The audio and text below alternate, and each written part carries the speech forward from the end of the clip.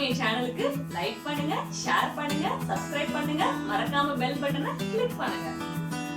90's kids எல்லாருக்குமே பிடிச்ச பலகாரத்துல விட்டு போனது பால் பன். அதுவும் முக்கியமா தேனி, திண்டுக்கல், மதுரை பக்கம் இருக்கவங்க எல்லாம் இதெல்லாம் திருப்பி நம்ம கடைகள் எல்லாம் கிடைக்காதா எப்பயும் போல அப்படின்னு ஏங்குறவங்க நிறைய பேர் இருக்காங்க. எனக்கும் அப்படிதான். இப்ப அந்த ஒரு சூப்பரான பால் பண்ண வீட்லயே 5 நிமிஷத்துல எப்படி பண்றதுன்னு பார்க்க போறோம். வாங்க பார்க்கலாம்.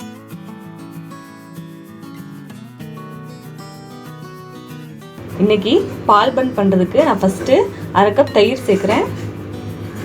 இந்த 1/2 கப் தயிர் கூட ஒரு 1/4 டீஸ்பூன் கிட்ட பேக்கிங் சோடா, அதாவது சோடா உப்பு சேர்த்துக்கிறேன். இப்போ ஃபஸ்ட்டு தயிரும் சோடா உப்பும் நல்லா மிக்ஸ் ஆகிற மாதிரி கலந்து விட்டுக்கணும். ஏன்னா நம்ம மாவு சேர்த்துட்டு நம்ம பேக்கிங் சோடா சேர்த்தோம்னா அது ஒரு இடத்துல இருக்கிறதுக்கு வாய்ப்புகள் இருக்குது, எல்லா மாவு கூடயும் சேராமல். அதனால தான் நம்ம ஃபஸ்ட்டு தயிர் கூட சேர்த்து கலந்துக்கிறோம். இப்போ பாருங்கள், இந்த மாதிரி தயிரையும் பேக்கிங் சோடாவையும் நல்லா நம்ம கலந்து எடுத்துக்கிட்டாச்சு. இப்போ இது கூட நான் 1 கப் மைதா மாவு சேர்க்குறேன்.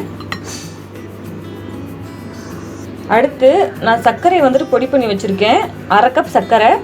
இங்கே 1/4 கப்பில் இருந்து 1/2 கப் வரைக்கும் சர்க்கரை சேர்த்துக்கலாம். நான் ஏன் சர்க்கரையை பொடி பண்ணி எடுத்திருக்கேன்னா அப்போ தான் மாவோட நல்லா சேரும். இப்போ கடைசியாக நம்ம மாவு கூட ஒரு டேபிள் ஸ்பூன் கிட்ட நெய் சேர்த்துக்கலாம். இப்போ எல்லாத்தையும் சேர்த்து நல்லா கலரி விட்டுறலாம். இப்போ பாருங்கள், நம்ம எல்லாத்தையும் சேர்த்து கலந்து எடுத்தாச்சு. இப்போயே இந்த பால் பன்னோட வாடை அப்படியே வருது. இந்த கன்சிஸ்டன்சியில் தான் இருக்கணும், கெட்டியாக பிசையக்கூடாது. இப்படி எடுத்து இப்படி போடுற ஸ்டேஜில் இருக்கணும். நான் எந்த தண்ணியுமே சேர்க்கலை, தயிரே எனக்கு சரியாக இருந்தது. உங்களுக்கு இந்த கன்சிஸ்டன்சி இல்லைன்னா நீங்கள் 1 டேபிள் ஸ்பூன் 2 டேபிள் ஸ்பூன் கிட்ட தண்ணி சேர்த்து இந்த பதத்துக்கு பிசைஞ்சு எடுத்துக்கோங்க. இப்போ இந்த மாவை வந்துட்டு ஒரு 1/4 மணி நேரத்துலேருந்து 1/2 மணி நேரம் வரைக்கும் மூடி போட்டு ஊற வச்சிடலாம். இப்போ பால் பண்ணை பொரிச்சு எடுக்க எண்ணெய் ஊற்றிக்கலாம். பால் பன் பொரிக்கிறதுக்கு எண்ணெய் ரொம்ப சூடாகிறதுக்கு தேவையில்லை, இந்தளவுக்கு லைட்டாக பபுள்ஸ் வந்தாலே போதும். அடுப்பை மீடியம் ஃப்ளேமில் வச்சுக்கோங்க. இப்படி எடுத்து அப்படியே போட்டாலே கரெக்டாக வரும்.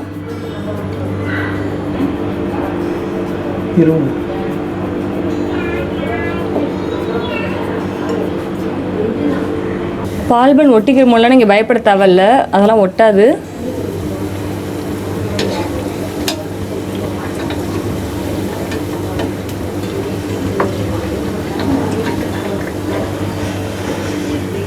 நல்ல பொன்னிறமாக ஆகிற அளவுக்கு பொரிச்சு எடுத்துக்கோங்க. அப்படியே பந்து மாதிரி சாஃப்டாக வந்திருக்கு, நம்ம 1/2 மணி நேரம் ஊற வச்சனால. பால் பனுக்கு சக்கரை பாகு பண்ண 1 கப் சர்க்கரை எடுத்திருக்கேன்.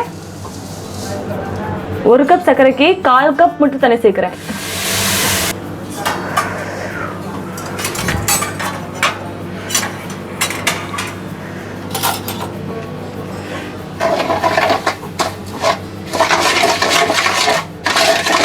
இப்போ சக்கரை நல்லா கரையட்டும்.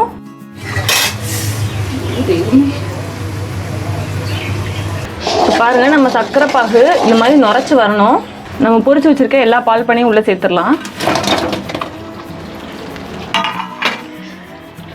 இது நீங்கள் கேஸ் ஆஃப் பண்ணிவிட்டு ஒவ்வொரு பால் பண்ணால் முக்கி வெளியே எடுத்து வைக்கலாம்.